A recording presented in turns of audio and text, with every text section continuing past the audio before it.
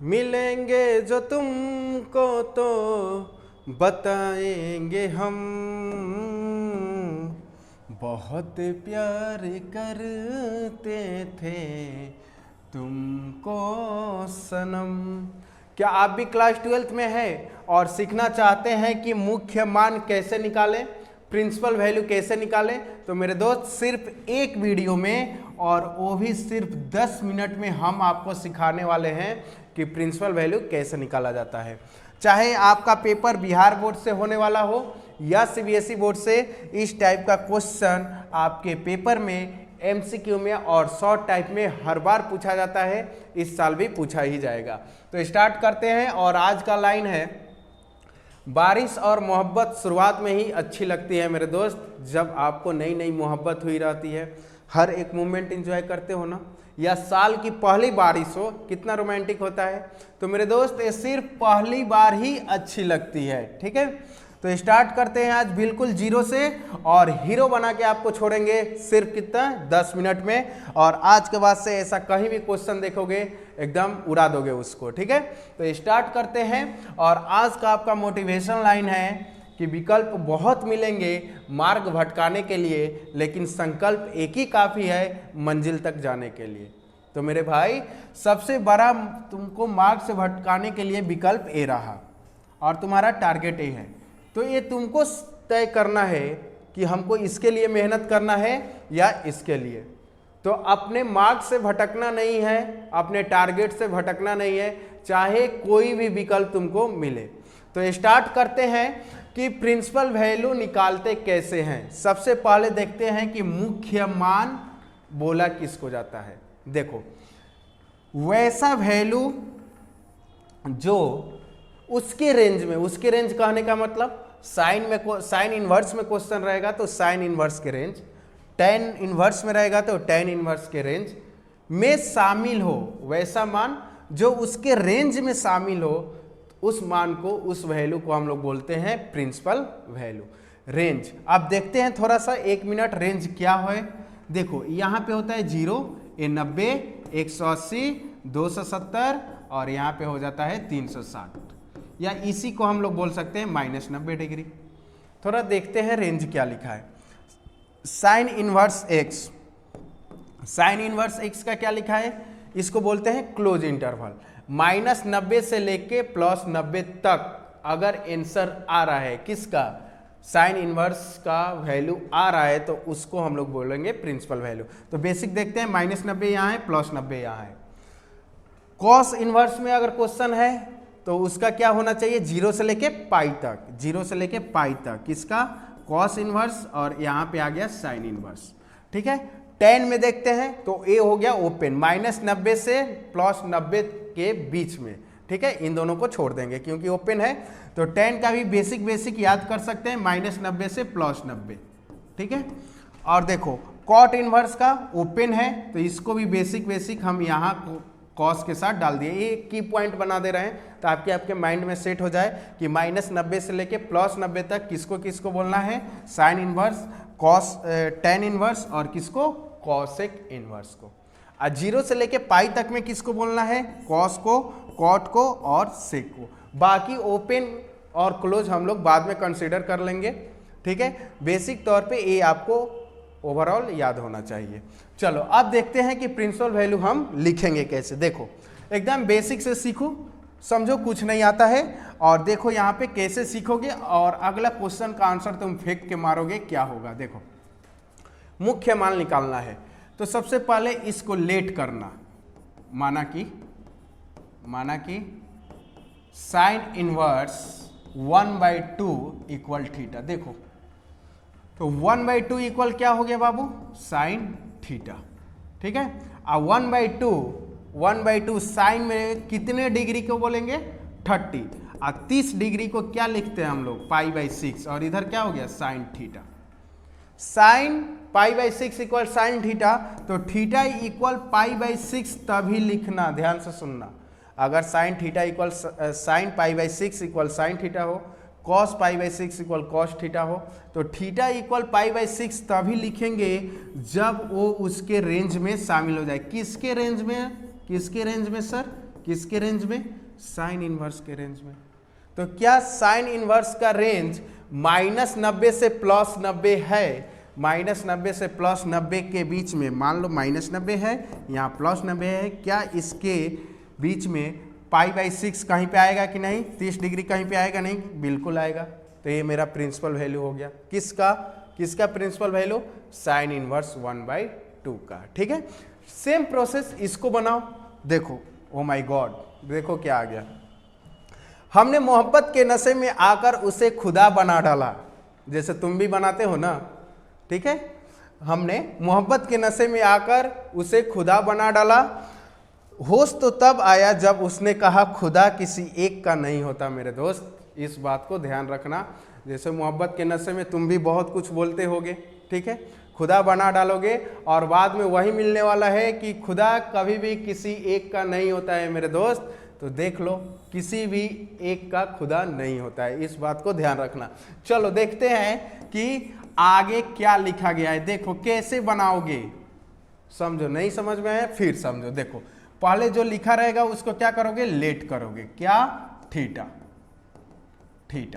Late कर लिया तो √3/√3 इक्वल क्या लिख सकते हो मेरे दोस्त? tan theta. अब tan थीटा में √3 कितने डिग्री को बोलते हैं बताओ? 60 को क्या लिखोगे? π/3। यहाँ क्या हो गया? tan theta. क्या थीटा इक्वल π/3 लिख सकते हैं? यस, बिल्कुल लिख सकते हैं। क्यों? क्योंकि ये बिलोंग्स कर रहा है -π/2 से π/2 के बीच में कहीं ना कहीं π/3 आएगा। और थीटा किसको लेट किए हो? tan इनवर्स √3 का जो प्रिंसिपल वैल्यू आया वो आ गया π/3। तो ये रहा मेरा आंसर। ठीक है, अभी माइनस वाला भी बताएंगे। माइनस वाला में एक पॉइंट थोड़ा सा आपको देखना होगा। देखो, इसका बता दो क्या होगा। देखो, माना कि cos इनवर्स 1/2 इक्वल थीटा। तो 1/2 इक्वल क्या लिखोगे? cos theta. लिख दिया गया। अब देखो 1/2 cos में कितने डिग्री का होता है? 60। लिखो, 60 को बोलेंगे π/3 equal cos theta. cos π/3 equal cos theta, तो थीटा इक्वल π/3 लिखेंगे। क्यों सर, क्यों? क्योंकि cos इनवर्स का रेंज 0 से लेके पाई तक होता है। तो क्या बताओ, तो इसमें कहीं ना कहीं π/3 शामिल होगा कि नहीं? बिल्कुल होगा। और थीटा का वैल्यू क्या है? cos इनवर्स 1/2 का जो प्रिंसिपल वैल्यू होगा, मुख्य मान होगा, वो π/3 आएगा। अब देखते हैं माइनस वाला। ठीक है, माइनस वाला। प्लस वाला में कभी दिक्कत नहीं होगा, आप अलग अलग लेके बना लेना। ठीक है, जैसे सेक इनवर्स 2 लिख दे। ठीक है, कॉट इनवर्स 1/√3 लिखे। अलग अलग वैल्यू लेके बना लेना, या एनसीईआरटी एक्सरसाइज देखना पहला 2.1, उसमें बहुत सारे क्वेश्चन आपको मिलेंगे। चलिए आगे बढ़ते हैं, माइनस वाला सीखते हैं। उससे पहले देख लो क्या आया है। तुम हजारों फेरे लगा रहे हो उसके मोहल्ले में, दिन भर यही तुम्हारा काम है, सुबह से लेके शाम तक, रात से लेके दिन तक।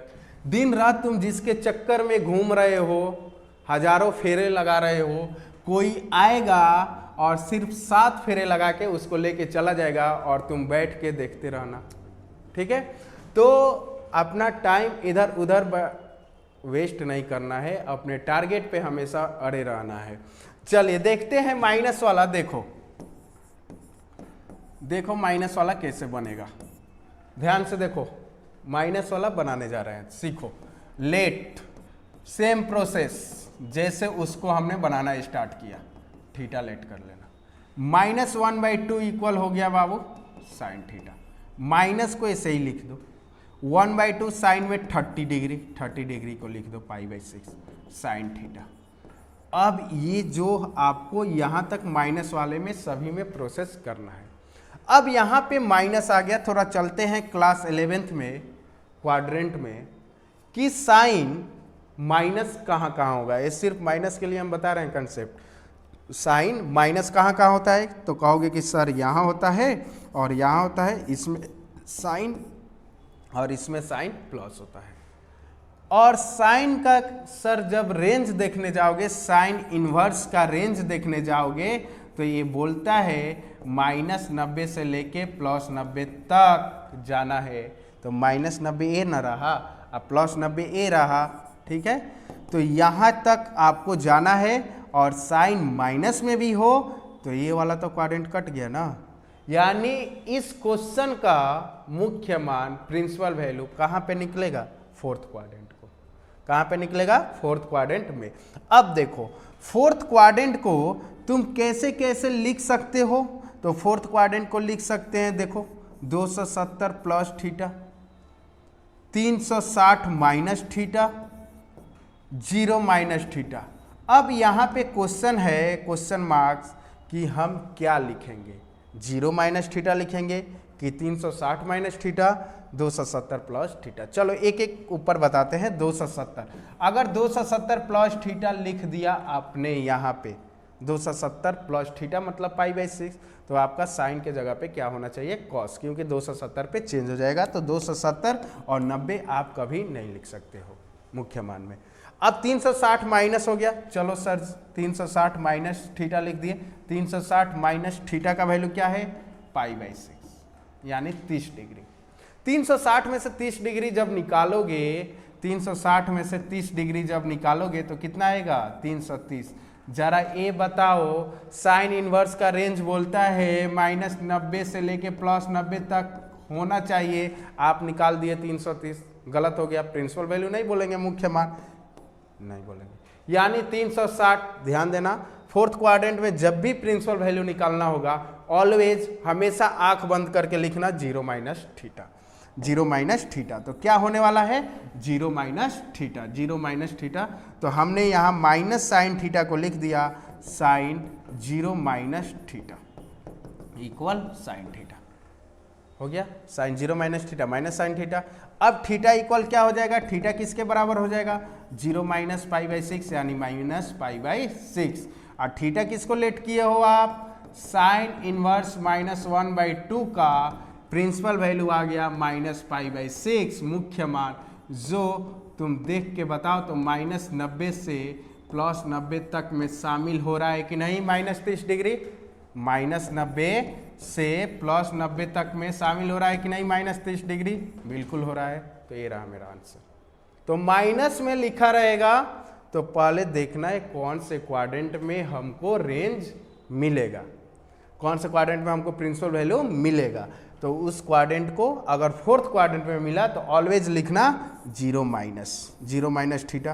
क्यों, क्योंकि 270 पे चेंज हो जाएगा और 360 से सब्ट्रैक्ट करोगे, घटाओगे तो उसके रेंज में आएगा ही नहीं, तो इसलिए 0 माइनस थीटा लिखेंगे। चलिए आगे बढ़ते हैं नेक्स्ट क्वेश्चन पे, 5 नंबर पे। देखो tan इनवर्स -√3, इसका आंसर क्या होगा, देखो समझो, मेरे साथ सॉल्यूशन करो। अगर लग रहा है कि हम बना सकते हैं तो बनाओ। लेट कर लिए थीटा, तो -√3 इक्वल क्या हो जाएगा, tan थीटा। माइनस लिख दो सर, √3 कितने डिग्री का, 60 को बोलेंगे π/3 tan थीटा। अब tan निगेटिव, तुम जरा बताओ tan माइनस कहाँ कहाँ होगा सर, तो tan माइनस यहाँ होगा और यहाँ होगा, यही ना होगा, क्योंकि इसमें प्लस होता है, इसमें तो सभी प्लस होता है।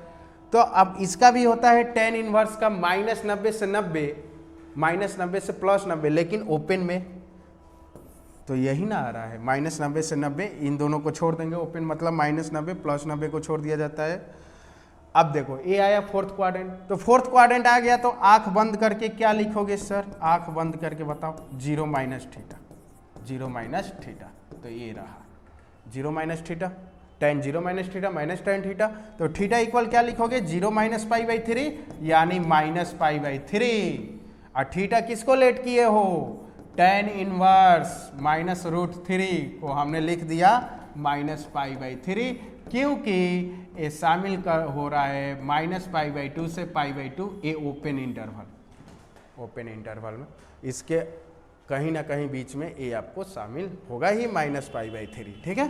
तो ये रहा मेरा इस क्वेश्चन का सॉल्यूशन। चलो लास्ट क्वेश्चन है, बहुत ही इंपॉर्टेंट है। देखो पूछा गया क्वेश्चन है आपके एग्जाम में, लेट cos इनवर्स -1/2 को लेट करो थीटा, तो -1/2 इक्वल क्या हो जाएगा सर, cos थीटा, ठीक है, माइनस 1/2 60 डिग्री, 60 डिग्री को क्या बोलोगे π/3 और यहाँ हो गया कॉस थीटा। अब देखो कॉस माइनस आया, क्या आया साइन माइनस देख लिया हमने, टेन माइनस देख लिए, अब कॉस माइनस यहाँ होगा यहाँ होगा, और मेरे भाई कॉस इनवर्स का रेंज जो होता है वो 0 से चल के 180 तक और निगेटिव भी हो। कौन सा क्वाड्रेंट मिला, दूसरा।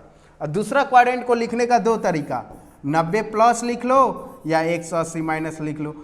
तुम बता दो क्या लिखोगे, ये लिखोगे, बिल्कुल नहीं लिखेंगे क्योंकि चेंज हो जाएगा। तो क्या लिखोगे 180 माइनस, क्या लिखेंगे 180 माइनस, तो इसको लिखेंगे कॉस 180 मतलब पाई माइनस π/3। देखो देखो यहाँ पे देखो cos 180 minus theta minus cos theta.